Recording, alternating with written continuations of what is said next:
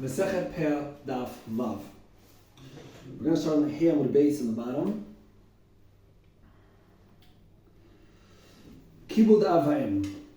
So we've learned that in the Mishnah that you have to have kibud av va'em.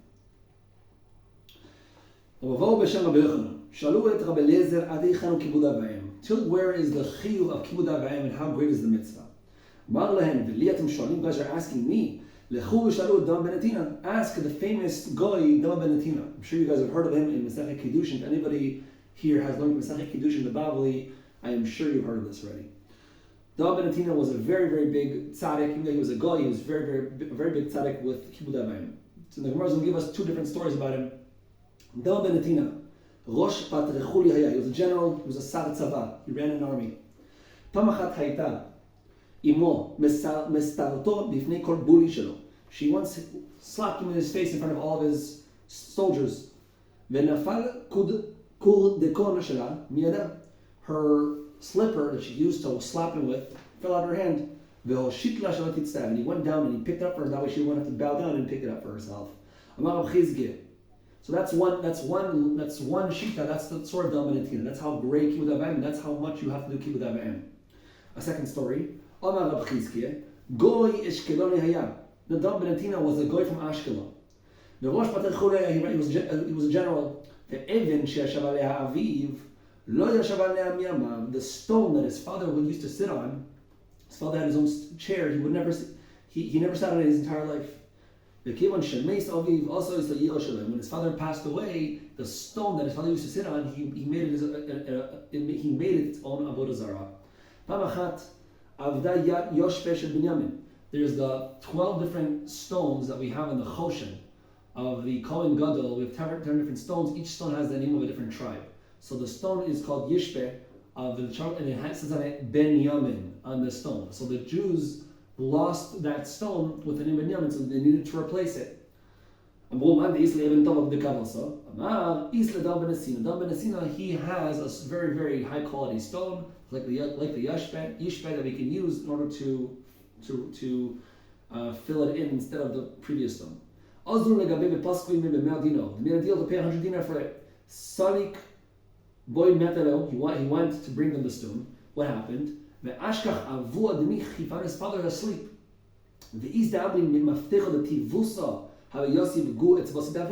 One opinion says that he had the keys stuck in between his toes of the father while he was asleep. So if he was going to get the keys out of his father's toes, he would make it with his father.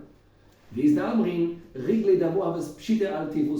authority says that the legs of his father were over the basket, where inside the basket was the gem, was the stone. I cannot bring you guys the stone. I'm sorry. I can't wake up my father and do it. Maybe he's just lying to us to scam. Just wants to get out of us more money. They promised him 200 dinar, 1,000 dinar.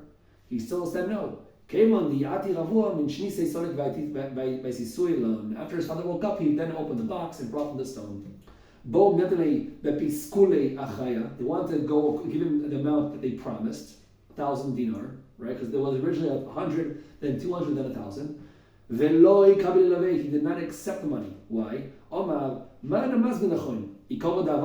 give you guys the honor. How is he making his profit? By using the honor of his father. Because that was his excuse in order to make out more money. So he's disrespecting his father by accepting more money because of it. Right? I don't want to receive any reward in this world for honoring my father. What did God do in return?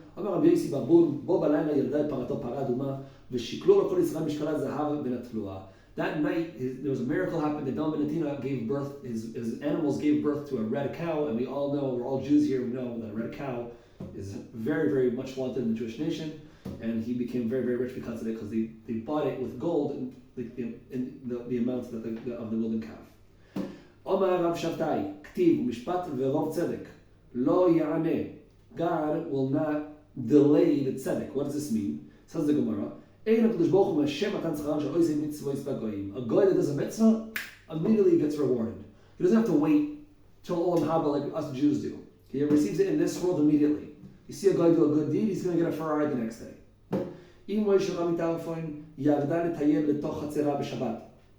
Rav Tarfon's mom went to do a walk in the Chatzar, right? Then what happened? Her sandals got torn, whatever. She had no sandals left, so she couldn't walk back home.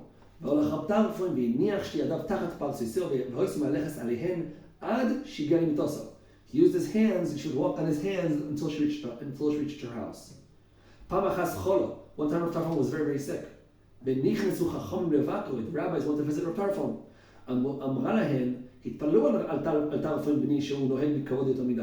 Please, rabbis, daven for my son, he's such a tzaddik. It says in the Torah that anybody who honors their father and their mother has a long life. My son was the best at it. He should daven for him that he has a long life. Why was he so special? What's the story? She says it in the story.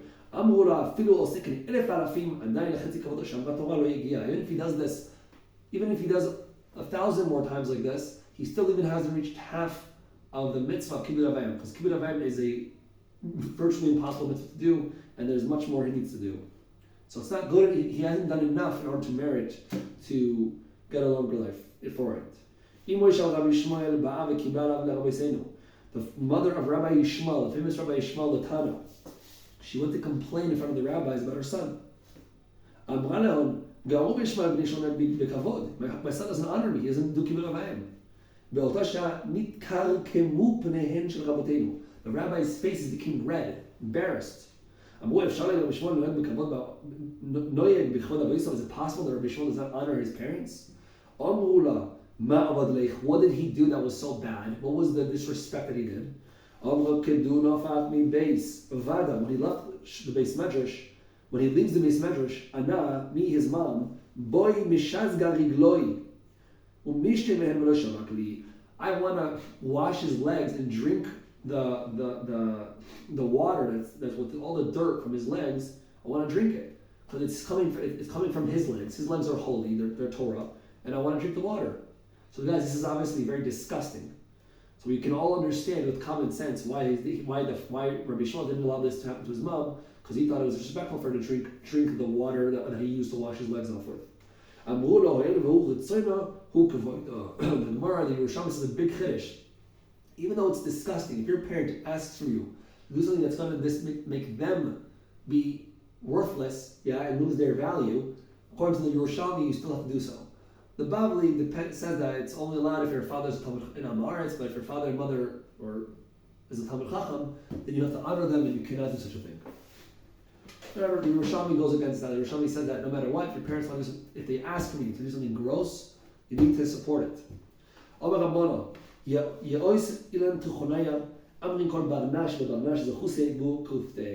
Mana says that there's a saying with people that are tochnim, people that break down wheat. So they say no matter how hard you work, it all depends on your mazel, on your luck, how much money you're going to make. For example, right? The mother of Tarfon, she said that her son was a great at kibbud avayim, and he worked very, very hard at kibbud avayim. And the reaction was what happened to him, right? That he didn't do kibbud avayim correctly. And also Rabbi Shmuel, even though Rabbi Shmuel worked very hard in kibbud avayim, right? Still he was not cultivating the kibbud avayim. So we see that both men worked very hard in kibbud avayim. One wasn't good enough, and the other also wasn't good enough. So we see that kibbud avayim is very, very hard. Rav Zeir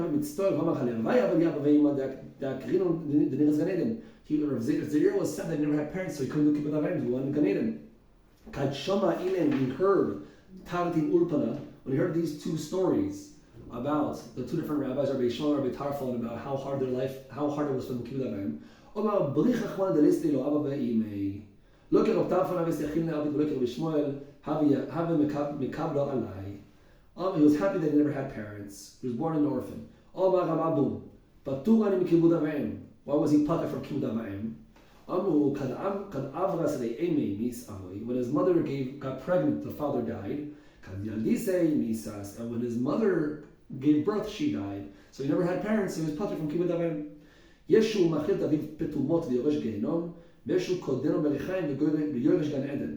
Some you can be a son and feed your father great food and go to Gehenna, or make your father work hard and go to Gan Eden. How does this work? Keitzad. Says the Gemara, what's the story? A boy was feeding his father chickens that were fat. Where did you get these nice chickens from?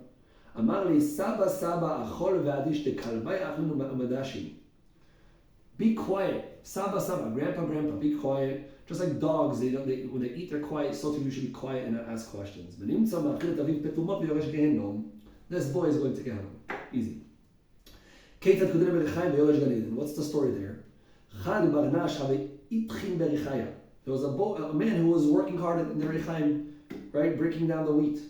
Asas tzumas l'tchunaya. Tzmut, or tzamus, I don't know how to read it. Tzamus is a group is the government. The government came to collect people for every family to work for the king, right?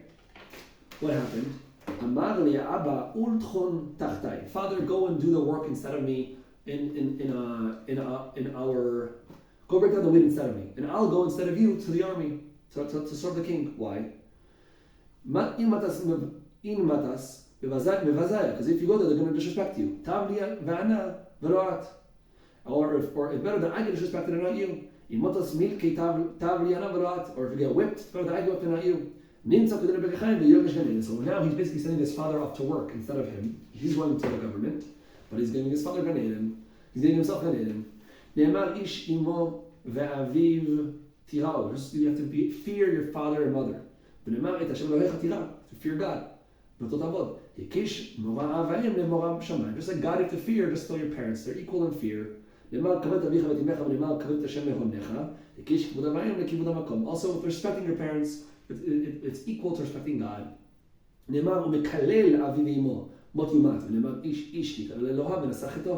We see there's a comparison between Kalat Avayim and Kalat HaMokoim.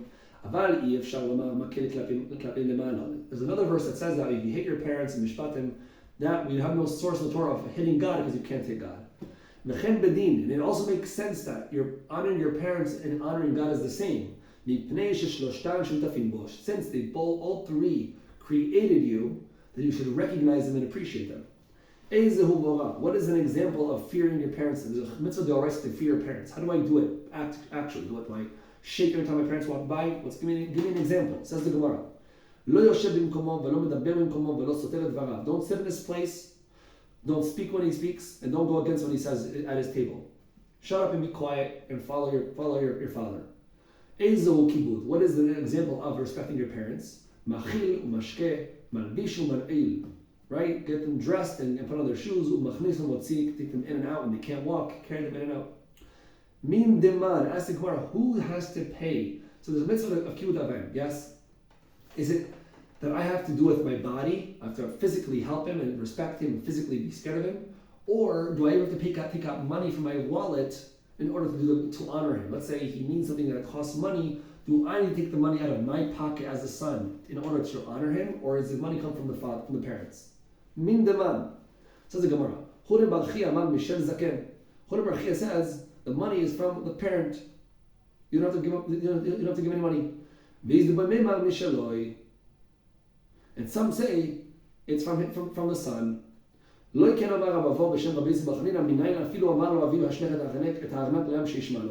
Gemara says we have a brisa from Rabbi Yossi bar Chanina that says if your father says to you, take your purse and throw it into the water, and you got in there $100, you got to throw. You got to honor your parent. Says the Gemara, no. That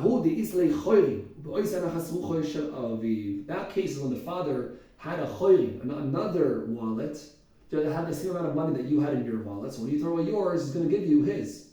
That means that the money, you're not losing any money, you're just doing nachas ruach for your parent, and that's what the brisa means. Both the boy and the girl have to honor their parents. But